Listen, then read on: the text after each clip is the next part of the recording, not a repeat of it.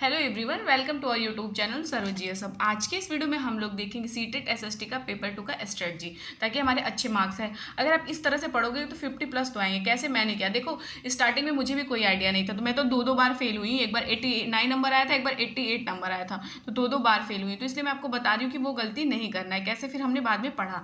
देखिए, अगर आपको एसएसटी का नोट्स लेना हो तो ये व्हाट्सअप नंबर है। देखो 55+ नंबर भी आप स्कोर कर सकते हो, कोई बड़ी बात नहीं है, अभी टाइम है। सबसे पहला काम क्या करना है, आपको एनसीईआरटी पढ़ना है। बिना एनसीईआरटी पढ़े अगर आप कहो तो नहीं लगा पाओगे। 6, 7, 8 तक की पूरी एनसीईआरटी पढ़नी पड़ेगी, क्योंकि आपको पता है क्वेश्चन लाइन टू लाइन ले देता है। ऐसा नहीं कि आपसे फैक्ट पूछेगा कि दिल्ली मतलब भारत की राजधानी कहाँ है, कौन मुख्यमंत्री है, ऐसा कुछ नहीं पूछेगा। वो आपको लाइन टू लाइन दे देगा, कथन करण दे देगा, इस तरह का पूछेगा। तो सबसे ज़्यादा इंपॉर्टेंट है एनसीईआरटी पढ़ना। एनसीईआरटी का मैंने आपको अलग से वीडियोज़ कराए, आपको देखना होगा तो आप देख लीजिएगा। बाकी PYQ आप क्वेश्चन 2011 से लेके 2024 तक का पूरा क्वेश्चन लगाइए, और क्वेश्चन लगाइए और साथ में उसको पढ़ते जाइए कि मतलब क्या क्या आ रहा है, क्या नहीं आ रहा है। जो चीज़ आपको नहीं आ रहा है, ऐसे शॉर्ट नोट्स बनाइए। एक कॉपी ले लीजिए, बहुत बड़ा नोट्स नहीं, जैसे शॉर्ट नोट्स डिब्बा में बनाइए और छोटा छोटा लिखते जाइए। जैसे यहाँ तिब्बत के बारे में लिखते जाइए, और स्थानांतरित कृषि वगैरह का नाम अलग अलग कहाँ पे झूम, जैसे हमारे यहाँ पे उत्तर पूर्व भारत में झूमिंग कृषि है और मैक्सिको में मिल्पा है। तो इस तरह से छोटा छोटा नोट्स बनाते जाइए और उसको रिवीजन करते जाइए हमेशा, मतलब उसको रिवीजन करना है। सेम मैंने भी ऐसे ही किया था, सेम स्ट्रेटजी मैंने ऐसे ही फॉलो किया था, तो आपको भी यही करना पड़ेगा, शॉर्ट नोट्स बनाना पड़ेगा। और साथ में देखो भाई, अगर आप ये सोचो कि बिना पढ़े कर लोगे, मैराथन देखे, तो ऐसा कभी नहीं होगा। मैं आपको बता रही हूँ। हाँ, फिर अगर आप PYQ लगाए हो तो कर लोगे, मैं एकदम पक्का बता रही हूँ। झूठ बोलने से कोई मतलब नहीं है। तो फिर 2011 से लेकर 24 तक का PYQ करिएगा। मैं आपको पूरा क्वेश्चन पेपर्स कराऊंगी 24 तक का, 2011 से लेके। बाकी एनसीईआरटी का मैंने अलग से एनसीईआरटी तो मैंने आपको चैप्टर वाइज कराई ही है, साथ में एनसीईआरटी का मैंने मैराथन कराया। ऐसा मैराथन जो चैप्टर वाइज पूरा फैक्ट है उसमें, पूरा का पूरा। आपको ऑफलाइन प्रैक्टिस करना, क्योंकि पेपर जो है ना ऑफलाइन होगा, तो आपको टाइम मैनेजमेंट करना सीखना ही पड़ेगा। सबसे पहले आप वो OMR वाली कॉपी आती है 30 रुपए की, आप उसको लो, उसमें कॉपी में भरते जाओ। अब डेली एक पेपर लगाओ, कुछ नहीं पढ़े हो तो भी लगाओ। हिंदी का लगाओ, संस्कृत का लगाओ, और CDP का लगाओ, और मैथ लगाओ, और साइंस लगाओ। बिना पेपर प्रैक्टिस के तो हो नहीं पाएगा। टाइम मैनेजमेंट देखो, हमने खुद देखा यार, पेपर देते टाइम अपेयरिंग में मैंने पेपर दिया था पिछले साल, तो मेरा मतलब पूरा हुआ बीएड, लेकिन अपेयरिंग में मैंने पेपर दिया 2 बार, दोनों बार नहीं निकला। फिर हाँ, ये कि लास्ट सेमेस्टर में मेरा निकल गया। तो यही है ना कि हमें टाइम मैनेजमेंट पता ही नहीं है चलता।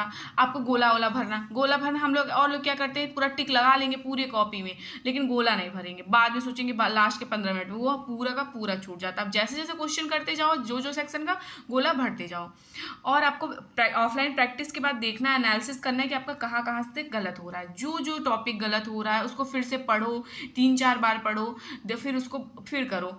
टाइम मैनेजमेंट तो मैंने आपको बता ही दिया। ज्योग्राफी एंड हिस्ट्री, देखो सबसे ज़्यादा क्वेश्चंस कहाँ से आते हैं, मैं आपको बता रही हूँ। सबसे ज़्यादा जो क्वेश्चन आते हैं ना, वो ज्योग्राफी से आते हैं और हिस्ट्री से आते हैं। बहुत बड़ा नहीं है, ज्योग्राफी आप आराम से पढ़ लोगे। ज्योग्राफी अगर आप चाहो ना आराम से उसको पढ़ लो, हिस्ट्री को भी आराम से पढ़ लो, तो आपको कम से कम प्रैक्टिस करते जाओगे, कर लोगे। अभी देखो BPSC आने वाला है, DSSS KVS जो भी आने वाला है, कम से कम आप सीटेट तो पास हो जाओ, आपका एक काम खत्म हो जाए, ठीक है। तो आप ज्योग्राफी से सबसे ज़्यादा क्वेश्चन आता है, फिर हिस्ट्री से, फिर पॉलिटिकल साइंस से। इंपॉर्टेंट स्ट्रेटजी SST पेडागोजी को आप जितना सॉल्व करोगे, वो तो आपके माइंड के ऊपर है, उतना ज़्यादा होता जाएगा। तो आपको ये करना है। और PYQ तो मैं आपको फर्स्ट बोलूँगी, PYQ करो, एनसीईआरटी पढ़ो, नोट्स है आपके पास तो नोट्स पढ़ो, और साथ में ऑनलाइन पेपर मतलब यूट्यूब से हेल्प लेते जाओ, करते जाओ, ठीक है। तो ये सारे कुछ करने हैं आपको। नोट्स तो जरूर बनाने हैं, शॉर्ट नोट्स बनाने हैं, ऐसा नहीं बड़ा ऐसा करो एनसीईआरटी की बुक लो, उसको पढ़ते जाओ। और नहीं तो आप एनसीईआरटी के नोट्स वगैरह परचेज कर लो कहीं से। आप जरूरी नहीं मेरे ही करो, जो भी आपको समझ में आए उसको करते जाइए, ताकि अच्छे मार्क्स आपके आ जाएँ। तो फिर और ऐसे ही सेम आपको हिंदी में भी करना है, CDP में भी करना है। आपको पूरा PYQ लगाना है। संस्कृत है तो संस्कृत को लगाना है। तो ये सारे कुछ करने हैं। नोट्स बनाने का मैं आपको एक आइडिया बताती हूँ अभी तुरंत।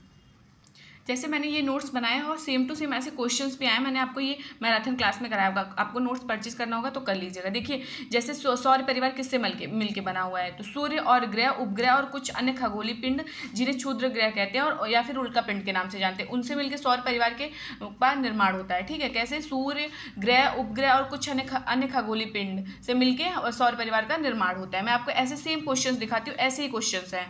जैसे देखो क्वेश्चन आया था 2024 जनवरी वाला, ऑफलाइन पेपर है कि सौर परिवार का निर्माण कैसे होता है, तो सूर्य, ग्रह, उपग्रह, क्षुद्र और उल्कापिंड से होता है। इस तरह से शॉर्ट नोट्स बना लीजिएगा। इस तरह से आपको नोट्स बनाना है।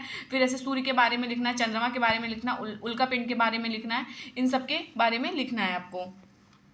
अब जैसे ये ऑक्सीजन वाला पूछा, वायुमंडल में सबसे ज़्यादा गैस कौन सी पाई जाती है, तो हमें तो ये पता है ना, नाइट्रोजन और ऑक्सीजन पाई जाता है। नाइट्रोजन 78% और ऑक्सीजन कितना है 21%। तो ऐसे कहीं पे छोटा से बॉक्स बनाना है, ऐसे एन लिखना है, 78% लिखना है, फिर ओ लिखना है और उसके बाद 21% लिखना है। इस तरह से नोट्स बनाओगे तो ज़्यादा सही रहेगा आपके रिवीजन के लिए।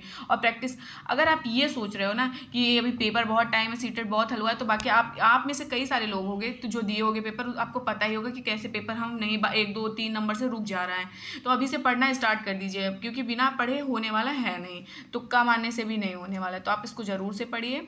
और अगर आपको वीडियोस पसंद आए तो वीडियो को लाइक करिए, कमेंट और चैनल को सब्सक्राइब भी करिएगा। मैं आपको एसएसटी का सारा मैराथन क्लास कराऊंगी। एसएसटी तो आपके मतलब जितने भी हो सकेंगे सब कुछ, और मैं तो सोची हूँ चैप्टर वाइज आपको क्वेश्चंस भी कराती जाऊँ, ताकि क्वेश्चन छूटे ही ना, कहीं से भी आए। तो मैं आपको चैप्टर वाइज भी कराऊंगी। मैराथन क्लासेस मैंने स्टार्ट कर दिए, जियोग्राफी का कराए, अब आपको मैं हिस्ट्री का भी कराऊंगी। तो ठीक है, अगर वीडियोस पसंद आए तो लाइक करिएगा।